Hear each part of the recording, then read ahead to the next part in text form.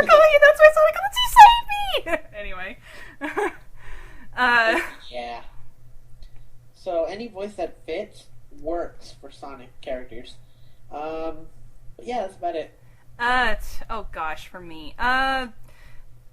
Yes, I'm much like the majority of Ryan Gemming coming back for Sonic, but another possible voice actor for Sonic would be, do you guys know of Tom Kenny? No. Wait. He's just SpongeBob, right? Yes.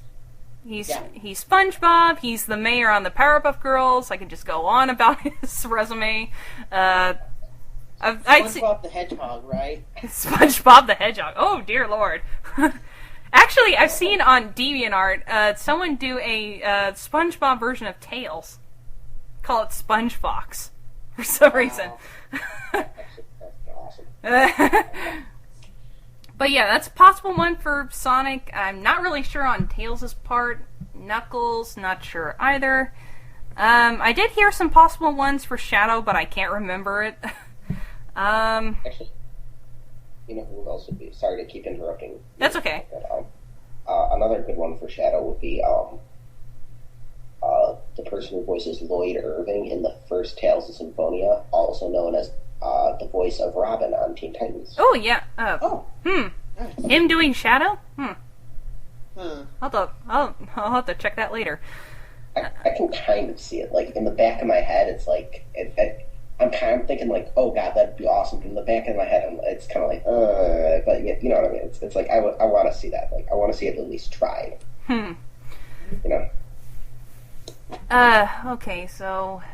well, one character that comes into mind that I can remember was someone replacing the voice of Blaze with someone else, like either Tara Strong or something like that. But yeah, I think that could work. Tara Strong for Blaze, or at least for Amy. Gosh, I can't remember. And yes, still stick Mike Pollock with Eggman. I can't see, well, unless they bring back Jim Cummings to do Eggman. So I think that's all I can. That was why they switched the voice actor. I thought the original Eggman voice died. The original Eggman died. So yeah. And yeah, I think that's all I can really say on the Sonic voice actors. I mean, I made these questions like a long time ago, so I can't really remember what I first remembered. So, alright, next question. I said favorites on everything. I think I'm mentioning YouTube favorites. I'm not really sure. Or I just added that. Yeah. So, I guess we'll wait for that question. Next question, how did you get into the Super Smash Bros. Series? Alright, we stuck Smash in there. Awesome. I will go first again. Alright. So, my friend Travis, in 3rd grade, he had a GameCube and a copy of Super Smash Bros. Melee. And from 3rd to 5th grade, every Saturday of my life was spent in his basement playing 4-player Smash Bros. Melee. I was Roy. Roy was so broken. Roy is awesome. Roy should have been in Brawl. But you know what I find ironic? What? Roy and Marth are like 2 of the best people in Melee, but they're total pansies in their respective Fire Emblem games. Roy was bottom tier, I heard. Roy, actually, in his Fire Emblem game, he has a really broken weapon, which kind of makes up for it, but his stats are terrible. Like worse than... Like, Roy was, like, worse than Anise in Tales of the Abyss.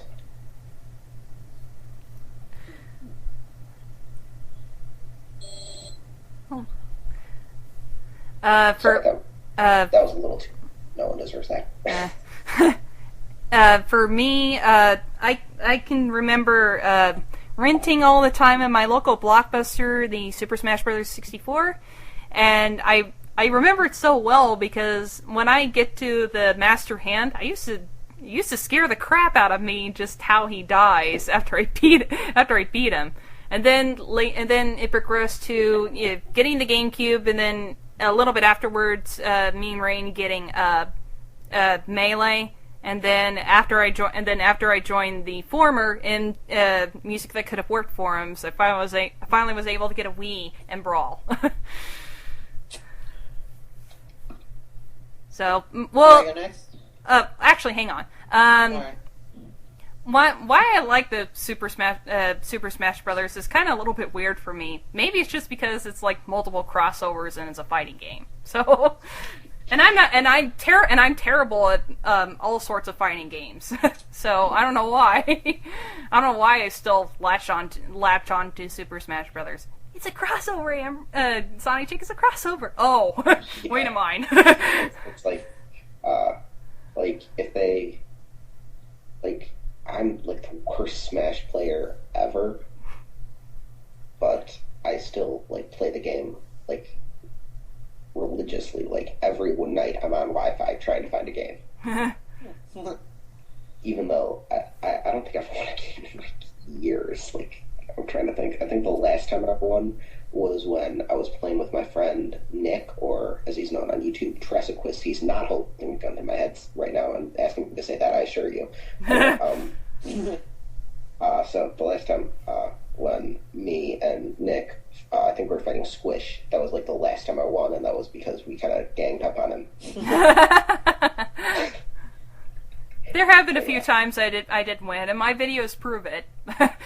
But other than that, I'm pretty much in your situation, Toa. I suck, so. I think I captured the match that me and Nick actually beat Squish, and I have it on my computer right now, and I'm like, I think that if I ever wanted to blackmail Squish with something, that would be it. Nice. I guess for me, it started all the way back in the N64 era. Like, when I first got my Nintendo 64, I was like excited for all these new games to come out. I got Mario 64, Mario Kart 64, Mario Party 1, and then I got Smash 64, and I was like, when I first played the game, I was like, awesome, a new game, but I didn't really care about it as much as I do now. And then when Melee started happening, I got the game, like, I got a GameCube, but I didn't get a Melee until years, like, I think a year before Brawl came out. Like, after Brawl was announced, I got Melee, and I started playing it a whole bunch. But that didn't mean I didn't play Melee. Like, I had a neighbor where I played a lot of Melee. And then when I heard that Brawl was going to be announced, I thought, well, maybe I should get back into Melee and play a little more. But I sucked at Melee at first because I didn't know anything about these advanced techniques and everything like that. So I just played level 1 computers with items, and that's it. And then when Brawl got around, I wanted to do the same thing that I did with Melee. Low-level computers, playing with items, and all that other casual stuff. And then I heard a podcast that helped me become a competitive Smash player. And I'm going to drop the name right now. Show me your nudes. Oh, yeah! Go to Smashboards, download these podcasts. These are amazing. And like the two hosts, Yoko and Samurai Panda, are amazing. They are the podcast kings in my opinion. May I just say, I'm kind of just a little fan from Smashboards. Why? It's actually the stupidest thing. So I was kind of, maybe this was back in my days when I was real hardcore, real men use items. I got in like a flame war every day. It was like, no, items own you. And it was like, I mean, like, so I was like getting into flame wars with every day until one day I decided it was a good idea to flame an admin. And then I was banned. Ouch. And that's kind of what made me go from hardcore items only to not really giving a crap edgewise. Did you